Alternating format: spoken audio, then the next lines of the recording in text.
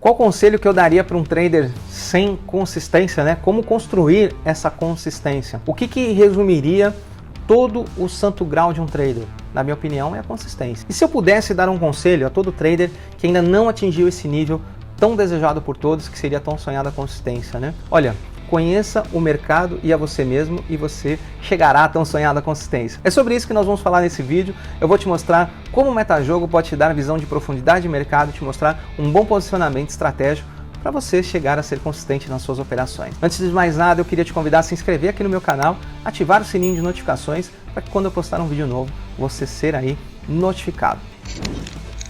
Agora, se você quer realmente dominar um funcionamento do mercado financeiro criando as suas próprias estratégias, tanto no Brasil quanto nos Estados Unidos, elevando seus ganhos ao próximo nível, você precisa conhecer o treinamento Metagame. Clica no link aqui na descrição do vídeo para saber maiores informações e eu te vejo no book.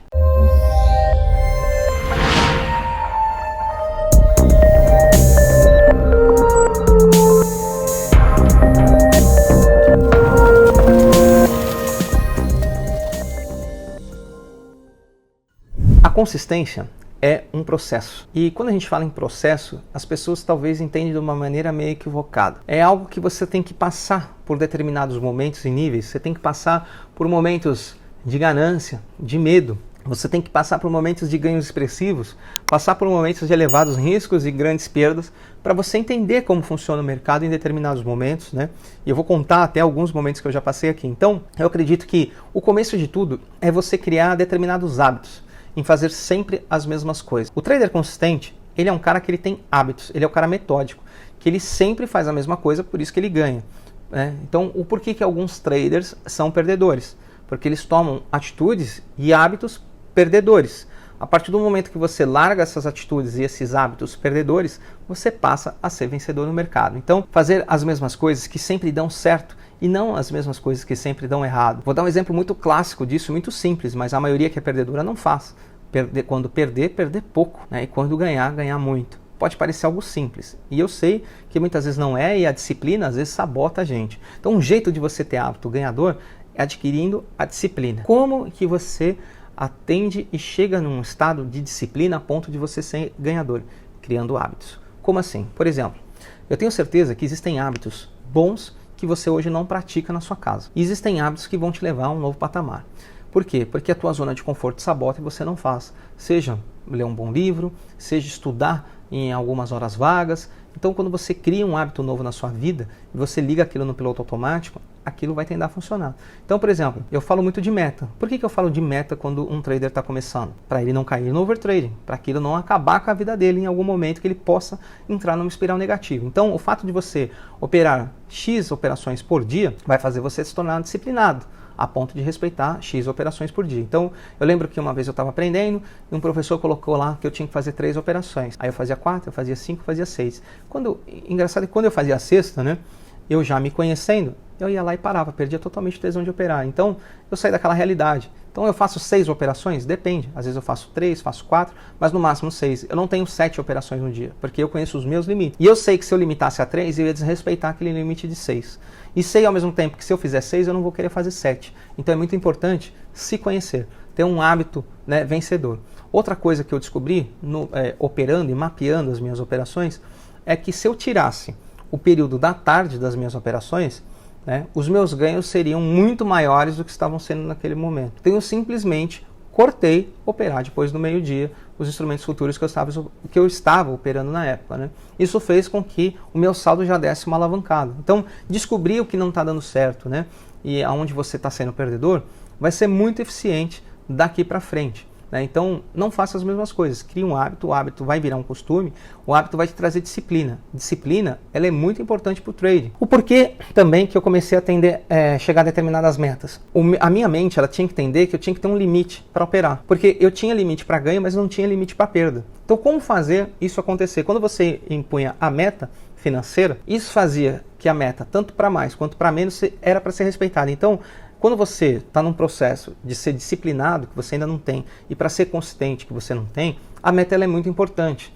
Porque a minha meta era ou ganho 3 mil ou perco 3 mil num determinado momento. Cada um tem a sua realidade, a minha era essa.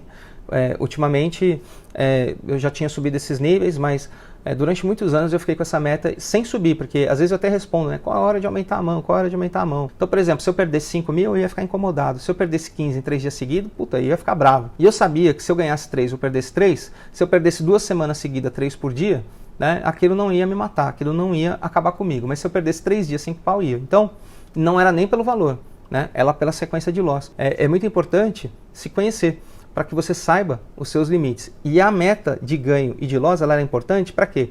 Para que eu começasse a ser disciplinado.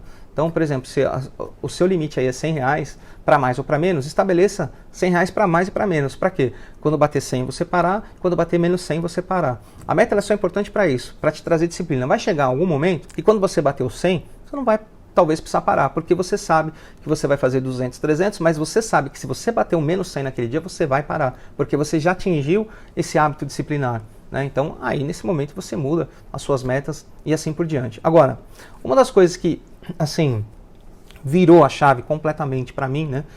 Principalmente no que diz respeito ao operacional, e hoje eu não troco o meu operacional por nada, por isso que não adianta, né, perguntar o que eu acho de fulano, o que eu acho de ciclano, né? Se eu achasse que o método do fulano, do ciclano, fosse bom, fosse eficiente, desse certo, eu já fiz mais de 100 cursos, já gastei, não, menos, né? Fiz aí mais de 50 cursos, eu gastei mais de R$100 mil fácil no mercado com treinamento, eu estaria usando o método dessa turma, não estaria usando o meu. Então, eu opero o que faz sentido para mim, eu opero o que, na minha opinião, é vencedor para mim, né? Se aquilo não é vencedor, eu estaria utilizando o método de fulano, de ciclano aqui, divulgando no canal, né? Operando essas formas. Então, eu acredito que você ter aquilo que você acredita, aquilo que você confia, aquilo que você consegue enxergar, vai fazer toda a diferença. Quando eu comecei a trazer toda essa parte de metajogo, ele virou o meu operacional porque eu sempre fui um cara estrategista, né? Eu sempre competi em jogos de estratégia quando era moleque, gostava de xadrez, depois jogava jogo de RTS. Isso me trouxe para uma realidade sempre fora da caixa. Sempre para ganhar esse jogo de estratégia, o bom cara que ele vai ganhar um jogo de estratégia, ele não joga o jogo pela regra, pelo movimento das peças no tabuleiro. Ele joga o jogo do cara. Baseado nas movimentações do tabuleiro, das pedras do cara, ele já consegue colocar o cara num range, né, ali de especificação que ele fala, bom, se o cara moveu o cavalo, depois moveu o bispo, ele só tem 6 movimentos, ele não tem 7, ele tem esse, esse, esse. Aí, daqueles 6, ele moveu esse, opa, agora só tem 4, bom, agora ele só tem 1, ele vai mover aquela pedra. Então, você já está preparado para isso dessa forma, vai fazer você virar o jogo. Quando eu falo antecipar movimentos, gente, não é prever o futuro com uma bola de cristal. Não sejam idiotas de pensar isso, por favor, né? Tem, às vezes, os haterzinhos que acabam comentando as besteiras que, puta, é mais medíocre do que a gente pensa. Então, quando eu falo de antecipar, né, eventos futuros, é você saber o seguinte, o preço está em forte tendência de baixa, o preço está caindo forte. A maioria das pessoas que clicam na venda, eles clicam achando que o preço vai cair. Mas aí eu te pergunto, quando você clica para vender, você pensa que o preço vai cair em spike, vai cair em pivô, vai cair em canal, ou você não pensa nada, você só quer que caia? Então você já está um passo atrás. Agora, quando eu falo para você ter uma expectativa futura e prever o futuro, né, no sentido de, não, eu estou vendendo porque eu espero que o preço vai cair em canal. Não, eu estou vendendo porque eu espero que o preço vai cair em pivô. Isso falando dos grafistas, né? Falando da galera do fluxo, né? Estou vendendo porque o preço para mim, a região trade location, o ajuste aqui embaixo está nesse ponto. Perdeu o ajuste, o cara lá estopou lá em cima, então vai fazer, ele vai vir buscar liquidez nesse ponto. Olha só a minha perspectiva de ambiente como mudou. Quando eu falo de metajogo que vai virar totalmente o seu jogo, é porque eu não acreditava em operar de forma passiva. Né? Eu não acreditava, aquele negócio de você abrir uma posição, setar um stop e deixar um alvo, aquilo me deixava extremamente incomodado, porque eu ficava à mercê do mercado. Porque se você não é um price taker, você não consegue colocar o preço onde você quer, você não consegue fazer preço no mercado. Então você vai navegar à deriva. A partir do momento que você enxerga o que está acontecendo, o preço está caindo, mas tem um player colocando lotes de forma passiva, o cara está armando a cama de gato, o preço vai reverter, porque ninguém é tonto de ficar comprando com o preço caindo. Ou então, o preço está caindo, o gráfico está caindo, o Times in Trade sprinta de verde com uma agressão super positiva, né? E o preço não está sendo deslocado, está tendo uma briga muito forte. Né? Ninguém tá vendo uma absorção naquele momento. Você vai vender para quê? Para levar ferro, porque provavelmente o cara está fazendo o primeiro ponto de entrada dele de agressão, por quê? E aí o ponto de realização do vendedor, ele vai tentar catar esse cara para dar um front running nele, né? O cara está vendendo, o fluxo é vendedor, por ausência de lotes na compra, eu já estou vendo que não tem lote na compra. De repente eu vejo uma agressão, essa agressão forte com a liquidez vendedora, está havendo uma absorção, você vê o volume price cantando na tela ali para você. De repente, já não vale a pena você nem pensar em vender, mesmo com o preço caindo, pode estar na tendência que for, na onda de Elliott que for, né? Se você pensar em venda ali, você vai levar o pau. Agora, É a primeira entrada dele. Geralmente os processos de absorção, o cara faz duas, né? E a segunda é que vem o repique, que ele pega o vendedor no front running, porque esse cara que está fazendo a entrada de compra num forte movimento de queda, que ele está absorvendo, ele precisa de liquidez. Então ele dá a primeira sapecada ali, ele já está comprando, absorvendo toda aquela liquidez. Provavelmente os caras mais inteligentes que estão vendo isso já não vão pensar em vender. Só vai vender quem está aguardando ali o fechamento de candle de 5 minutos que está caindo, e etc. Que entrou para média, saiu. Esses caras vão continuar vendendo. O cara que está enxergando isso, né, que o preço, uma coisa é o preço voltar por qual é a realização do vendedor. Outra coisa é o preço voltar porque é um fluxo novo e uma absorção de um comprador novo que está entrando. E dá para a gente observar isso no Times and Sales de uma forma muito clara, diga-se de passagem, né? Então são contextos diferentes. Quando a gente enxerga isso, que já não vale a pena, né, tá entrando, vai vir a segunda sapecada. Agora, qual é o melhor momento, né, para esse cara pegar a contraparte na curva? O comprador pegar o vendedor na curva. É fazer as ordens de stop gain ser acionadas. Então como ele vai fazer isso? Ele pegou, deu a primeira absorvida. Vai achar os desavisados que vai esperar um possível pullback, porque o vendedor já parou de vender. Aí ele viu e falou, pô, eu estou vendendo na cara do cara, o cara está absorvendo tudo, aqui eu já não vou vender mais. Ele já vai aproveitar para uma possível realização. Os desavisados, quando esse cara, tanto o comprador parar porque já ficou caro, e o vendedor porque não quer se ausentar mais, e o preço descolar para baixo em algum momento, o preço vai vir para uma outra possível onda de baixa. E essa onda não vai vir, porque já não está havendo stop de comprador ali e ao mesmo tempo o vendedor já não está, né, vendendo tanto. O preço vai cair, o que vai acontecer? O cara, o comprador, já não vai absorver nesse segundo tiro tanto, vai deixar o preço vir e quando o preço parar para exaustão ele vai entrar. E aí provavelmente esse cara, ele vai tentar fazer o quê? Estopar as ordens de stop gain, porque o que desloca preço com velocidade não é a ordem de entrada de fluxo novo. O que desloca preço com a entrada forte, anotem isso, é a ordem de stop. Por quê? É uma ordem que não estava no book, não dava para você ler, prever e perceber, mas é uma ordem que foi executada e arrastou a fila vários níveis de preço. Essa ordem vai arrastar e geralmente, quando acontece isso, o comprador, né, nesse movimento caiu, ele comprou a primeira, caiu de novo. Ele vai tentar achar essas ordens de stop gain dessa galera vendida para ser acionada a mercado, porque o vendedor ele tem que comprar, não tem? Pois é. Se ele está estopando, né, seja de stop gain ou não, o stop de um vendedor é compra.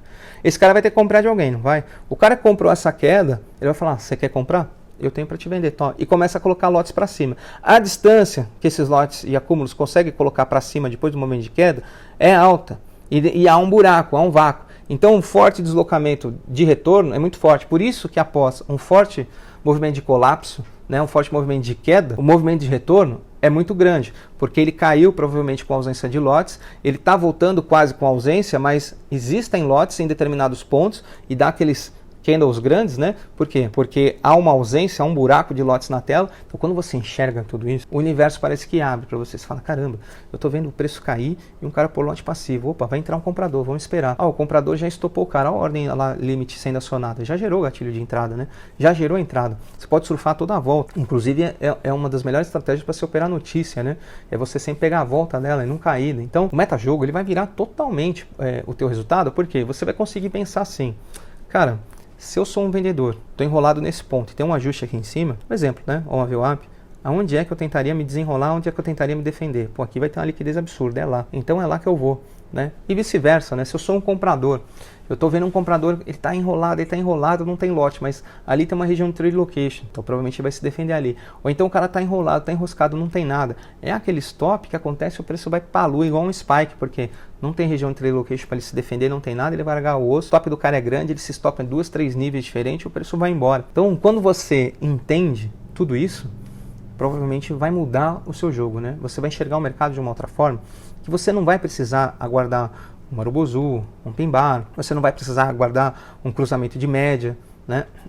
Existem duas formas que eu ensino a operar. Você aguarda o preço chegar em determinadas regiões e olha se a região é compradora ou vendedora, o que está acontecendo nela. E a outra região, e outro método de operar é identificar deficiências de microestrutura no mercado, ordens stops, ordens escondidas, não importa a região, e operar junto com os players. É isso que a gente opera. E isso não é um setup pronto, né? Isso é uma estratégia de leitura diferenciada, que é a mesma coisa que um cara fala assim, eu vou te ensinar análise gráfica, eu vou te ensinar análise técnica, eu vou te ensinar price action, eu vou te ensinar tape reading, eu vou te ensinar análise quantitativa, eu vou te ensinar cointegração. São tudo escolas diferentes, né? Quando eu falo do metajogo, é um estilo operacional diferente do que se tem, porque eu não vou te ficar dependendo de gráfico, dependendo de agressão e consumo de liquidez, lá, tal, bateu, levou, para você gerar uma entrada. Eu vou te ensinar uma leitura onde você vai conseguir enxergar e ler exatamente aquilo que está acontecendo. Então, quando a gente fala de antecipar determinados movimentos, é exatamente, opa, identifiquei um lote de uma ordem iceberg sendo executado. Meu amigo, não precisa ter bola de cristal para saber que o preço vai inverter, né? Ou então, estou vendo uma absorção passiva ou agressiva. Você também não vai ter que ter bola de cristal para saber que o preço vai reverter, né? Você está identificando aquele movimento, aquela leitura. Então, esse antecipar movimentos, porque você está vendo o que está antecedendo, né? Algumas causas que deslocam o preço. E aonde não tem isso? Onde não tem isso, não tem operação, né? Então, era muito desconfortável em operar de forma passiva. Então, eu trouxe algo que estava realmente sob o meu controle. E eu acredito que você colocar o preço aonde você quer, identificar esses padrões, né, de candle antes de determinados padrões fechar, porque o padrão ele vai geralmente deixar você muito enviesado, né? O preço está caindo, você quer vender, o preço está subindo, você vai querer comprar, e às vezes exatamente onde você vai clicar, porque você já não sabe os pontos de virada, exatamente o ponto de fazer ao contrário, né, e assim por diante. Então, é importante você entender o metajogo para você sair do enviesado, né? Esse negócio de você operar um determinado viés, ele pode sabotar durante o dia, né? Você achar que o preço tinha que subir e ele caiu o dia inteiro, e você achar que o preço tinha que cair e ele ficar subindo o dia inteiro na sua cara, né? Quem já não perdeu dinheiro dessa forma? Eu já, né? Operar o movimento do preço baseado no que está causando deslocamento, ele vai sempre deixar à frente do mercado.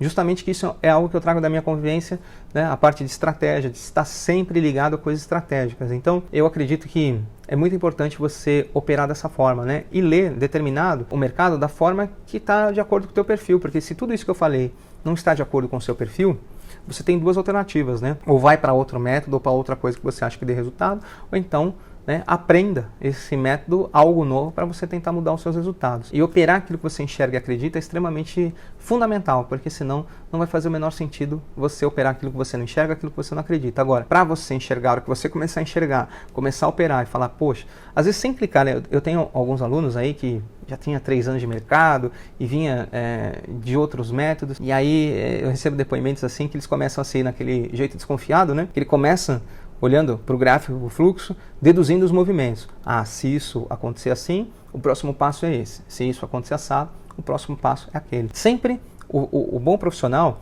ele não tenta prever o mercado no sentido de o mercado vai fazer isso. Ele estabelece cenários. Então, quando eu falo de antever movimentos, é exatamente essa leitura, né? Então, por exemplo, eu coloco lá cenário A, B ou C. Ah, aconteceu o cenário B. Então, o próximo movimento que eu estou comprando, expectativa é essa. Então, olha, se acontecer o cenário A, o preço vai dar uma porrada e vai explodir por causa disso. Se acontecer o cenário B, o preço vai subir porque o gradiente linear é alto. Estou dando exemplos aqui, tá, pessoal? E se acontecer o cenário C, o preço vai subir em pivô porque ele vai vir buscar liquidez aqui e vai romper aqui porque aqui o cara vai estopar. Eu espero o preço, por exemplo, acompanhar um dos 3 cenários. Eu não fico adivinhando. Baseado naquele cenário, né, se ele se concretizar, eu vou comprar o movimento. Se ele não se concretizar, eu não vou comprar aquele movimento. E se acontecer o inverso, provavelmente uma entrada na mão contrária, às vezes se torna um gatilho de entrada. Então, é um outro universo, é um universo que as tesourarias utilizam porque eles precisam encontrar liquidez. Um grande cara de tesouraria, ele não tenta pegar sardinha. Tubarão não caça sardinha, tubarão caça tubarão, aprendam isso, né? O tubarão, ele quer catar um cara enrolado, porque vai dar uma liquidez, se ele estopar aquele cara vai gerar ali 4, 5 mil lotes de liquidez para ele. E o porquê que ele faz isso? Esse cara faz isso porque ele executar 4 mil, 5 mil lotes em 5 pontos de preço é muito mais barato do que ele executar 4 mil, 5 mil lotes em 30 níveis de preço, né? Ele vai ficar muito mal comprado ou muito mal vendido. A partir do momento que ele compra 4 mil lotes em 2, 3 níveis de preço, ele vai ficar muito melhor o custo de execução dele. Ele vai estar bem comprado ou bem vendido. Então o tubarão caça tubarão na tela, né? O tubarão tenta pegar um robô para tentar estopar um robô, tenta influenciar ele. Se ele pegar, né, o lance do robô, o que o robô está executando, a tesouraria vai tentar atrair o robô para aquela posição para estopar aquele robô, vai gerar uma puta liquidez para ele. Se uma tesouraria está identificando que um player está executando determinado movimento, tentando fazer determinada coisa, às vezes ele pode fazer ou não deixar o cara fazer aquele movimento, ou induzir o cara a adotar aquele movimento para estopar aquele cara, né? E assim por diante. Isso acontece muito. E mesmo assim, às vezes dá errado, e às vezes aquele player tem que estopar, você que é pessoa física, né? Que consegue sair em qualquer ponto, em qualquer momento, e o institucional não, você se aproveita do stop daquele cara que às vezes